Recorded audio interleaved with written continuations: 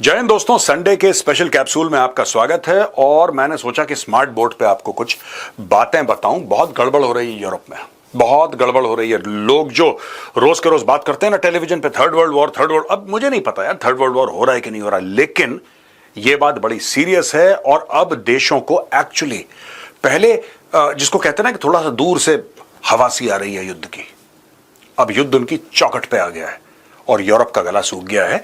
मैं आपको बताता हूं, ये एबीसी न्यूज की खबर है। सबसे पहले ये ब्रेकिंग न्यूज है, लेटेस्ट है। 2 dead as Russia attacks Ukraine overnight with almost 600 drone, Kyiv says.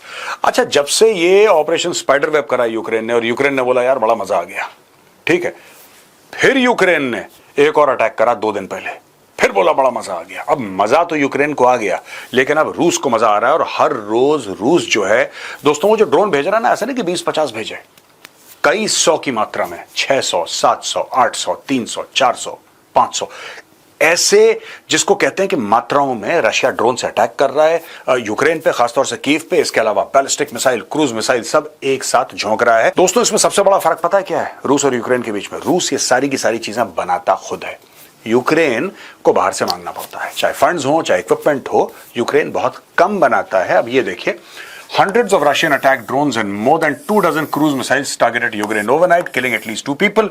Ukrainian Ministry of Defense said Russia fired at least 597 attack drones and 26 cruise missiles.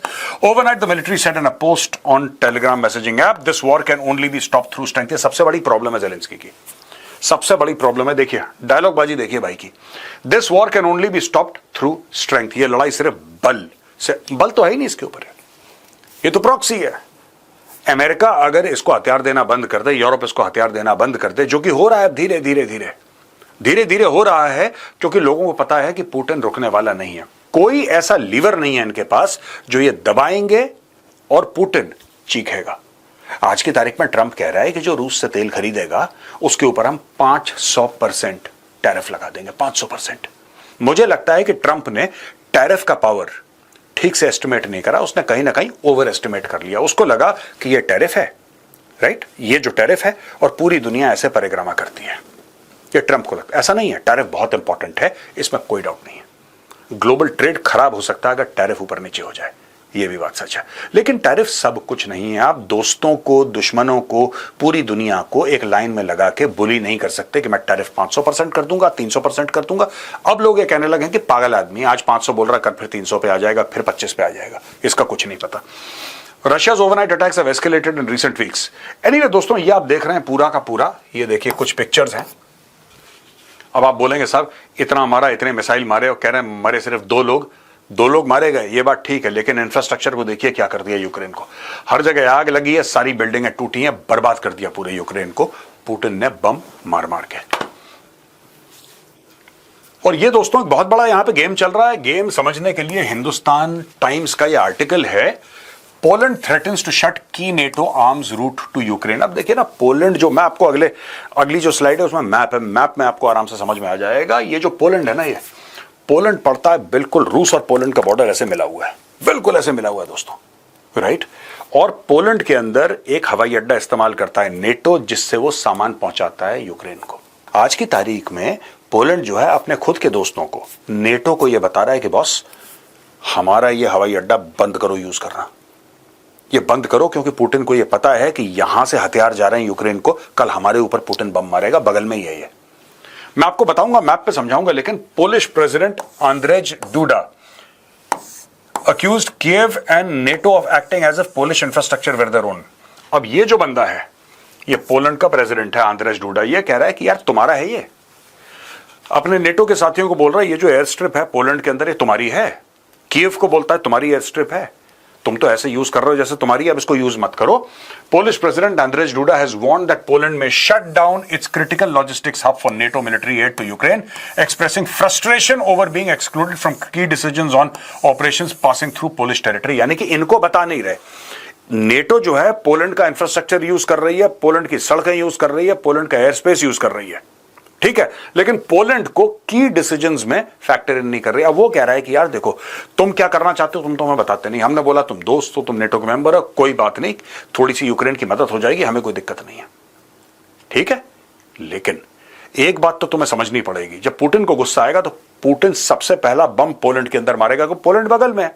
यह भी मैं आपको मैप में समझाऊंगा कि क्यों पोलैंड डरा हुआ है। कारण क्या है? The Rzeszów airport, Poland, located just 80 kilometers from the Ukrainian border, has served as a crucial transfer point for Western weapons and supply since the escalation of the Russia-Ukraine conflict in 2022.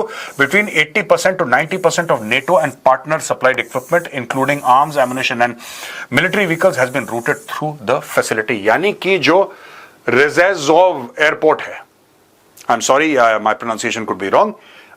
इसका 80 to 90% NATO के जो हथियार हैं इस airport से आए हैं। 80 to 90%। आपको क्या लगता है कि पुतिन इस एयरपोर्ट का क्या करने वाला है? आपको क्या लगता है बताइए कमेंट्स में लिख के।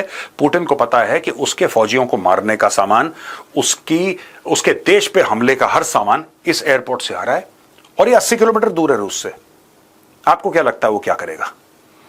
DUDA who is set to leave office in August, ये जो डूडा है, इसका नाम है डूडा, ये अगस्त में छोड़ रहा है, और इसको he will be succeeded by Karol Nawrocki, who has voiced strong opposition to Ukraine's potential accession to both NATO and the European Union, citing security concerns and the country's internal readiness. अच्छा, ये जो carol नवरोकी है, इनका ये कहना है, जो कि अभी पावर में आने वाले हैं पोलैंड में, ये जो बंदा है ये तो जा रहा है अगस्त में, इसकी जगह जो आ रहा है कैरोल नवरोकी, इसने बोला है कि तुम यूक्रेन को किस तरीके से ईयू में और किस तरीके से नेटो में डाल सकते हो, क्या तुम्हें पता है इसके रिपरकशन क्या होंगे? तुम तो हमें मरवा दोगे। अब दोस्तों ये लोग क्यों डर रहे हैं, क्यों खौफजदा हैं? चलिए मैप पे चलते हैं और मैप पे थोड़ा सा समझने की कोशिश करते हैं। अब दोस्तों सारी की सारी स्टोरी मैं आपको मैप पे बता देता हूं, आपको पता लग जाएगा कि खेल क्या चल रहा है। जो भी मैं समझा रहा हूं ना पिछले 4-5 दिन से, ये एक मैप पे मैं आपको समझाता हूं। देखिए, ये है पूरे यूक्रेन का नक्शा। खार्किव का आपने नाम सुना है, डोनेट्स्क का आपने नाम सुना है, राइट? ये सूमी का आपने नाम सुना। ये सारे के सारे नाम आप पिछले 3 साल से सुनते चले आ रहे हैं, ठीक है? अब लड़ाई यहां से शुरू होती है, यहां से शुरू होती है, इस बॉर्डर से शुरू होती है, धीरे धीरे बढ़ते हुए ये कीव है जो कैपिटल है यूक्रेन की, यहां से आगे आते आते आते आज की तारीख में लुट्स की बात कर रहे हैं, लिविव की बात कर रहे हैं, और हम इस एरिया के शिरनोव्स्की की बात कर रहे हैं। इधर बमबारी कर रहा है रशिया, यहां पे drone, ballistic missile, cruise missile यहां पे मार रहा है। अब दोस्तों ये जो है ज़ेज़ाउ, ये वो एयरपोर्ट है पोलैंड के अंदर, और ये यूक्रेन के बॉर्डर से है 80 किलोमीटर दूर। यहां पे पूरी दुनिया से सामान लैंड होता है, पूरी दुनिया से। You know, it will land from here. चाहे अमेरिका भेजे, चाहे कनाडा भेजे, चाहे यूके भेजे, चाहे इटली भेजे, चाहे जर्मनी भेजे, XYZ जो भी सामान भेज रहा है यूक्रेन के लिए, सबका सब यहां से लैंड होता है यहाँ पे, और यहाँ पे लैंड से जाता है, जमीनी रास्ते से ये यूक्रेन जाता है। 80 to 90% of NATO equipment goes from here, American equipment goes from here. अब आप सोचिए एक बात, आपको क्या लगता है कि यहां पे बैठा पुतिन क्या सोच रहा होगा?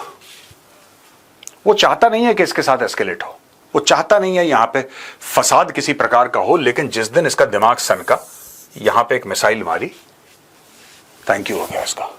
इधर तो मार ही रहा है, 80-90 किलोमीटर और आगे मार देगा, खत्म कर देगा इस एयरबेस को। और ये बात पोलैंड को पता है। अब मैं आपको बताता हूं, देखिए ये जर्मनी है, ठीक है, और जो यूके वगैरह तो बहुत दूर हैं, ठीक है जी, यूके स्टिल फार अवे। तो ये सारे के सारे, जर्मनी है, इटली है, ये सारे के सारे देश जो हैं ये हथियार सप्लाई कर रहे हैं, क्योंकि इनको ये डर है कि इसके बाद, ये देखिए साहब, ये आप देख रहे हैं यहां पे, ये यूक्रेन। अब ये जो बेलारूस है, ये तो दोस्त है मॉस्को का, बड़ा close friend. Both this countries are very friendly. Belarus के अंदर तो इसने न्यूक्लियर वेपन्स भी डाल रखे हैं, पुतिन ने अपने डिप्लॉय कर रखे हैं न्यूक्लियर वेपन्स रशिया के इस देश के अंदर। इसके खुद के नहीं है, रशियन न्यूक्लियर वेपन्स है। तो अगर पूरे प्रोग्राम को आप देखेंगे, आपको एक बात पता लगेगी दोस्तों, एक बात आपको पता लगेगी कि ये पुतिन का अगला निशाना हो सकता है। और अगर यहां पे पुतिन ने मिसाइल मार दी तो आग ऐसी भड़केगी, ऐसी भड़केगी, फिर इस आग को कोई रोक नहीं पाएगा।